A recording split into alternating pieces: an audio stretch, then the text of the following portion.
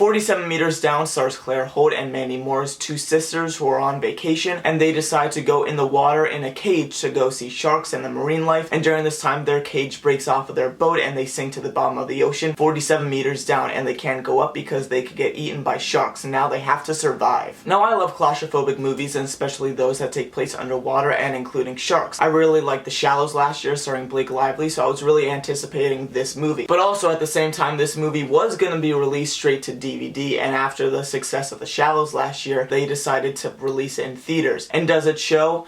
This should have been just straight to DVD.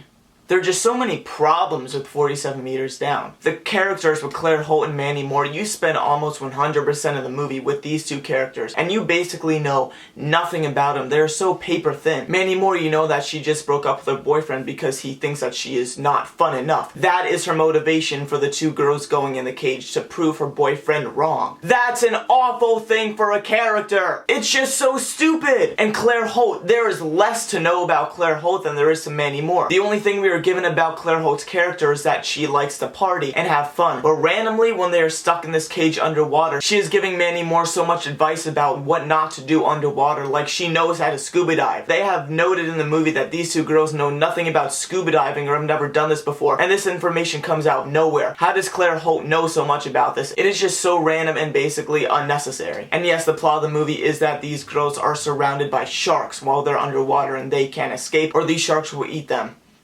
These sharks will not eat them. These sharks cannot shark. These are the dumbest sharks I've ever seen. There's so many POV shots of the girls, and when they look down and they see a shark about to come up and eat them, for some reason the shark about to eat them just swims away. It's for a jump scare for the audience, but if they were just real sharks, they would not swim away. These sharks would just eat the girls. And there's another scene where Mandy Moore has a POV view going in deep ocean blue, which I'll admit is kind of a terrifying scene because you absolutely have no idea what's out there, and I myself do get personally scared by the whole emptiness of the ocean, so yes, I will admit that that scene was a little intense. And you see her swimming, and then you see a shark come from the corner and just miss her.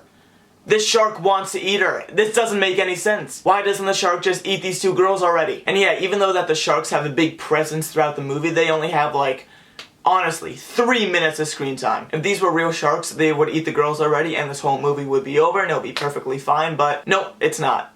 And then the ending of the movie happens. Oh my god. There's a certain point in the movie where they need to get more oxygen tanks, and when this happens, this kickstarts the whole ending of the movie where it's pretty irrelevant. You didn't need this ending of the movie because overall it's just a fake ending, which would be okay if the real ending had a nice twist or surprise to it. No, this fake ending of the movie is basically just an excuse because the screenwriters dug themselves into a hole where they can't actually have the girls do anything else to survive, so they needed to give the audience this feeling of a climax, which in the end was basically useless because it didn't make it interesting or change anything about it. But nonetheless, as I said, some of the scenes in the second act with Claire Holt or Mandy Moore swimming through the big openness of the water, I did feel to be a little bit intense and terrifying, which I did appreciate. But everything else in this whole movie is just so bland and dull and lazy. This should have been straight to DVD. But yeah, 47 Meters Down is lazy. It is paper thin. There's basically nothing that they can really do with these characters. The screenwriting is awful, and there may be one or two kind of intense or terrifying scenes, but there's only one word I can really describe 47 Meters Down, and that word is ugh. So that's 47 Meters Down. Have you seen the movie? Have you not seen the movie? Whatever you think, you can put in the comments below. Maybe I'll read it, maybe I won't. Thank you as always for watching, and if you haven't, you can watch my last review right here, and maybe you can watch this upcoming review right over here. And again, thank you as always for watching. Hope to see you next time.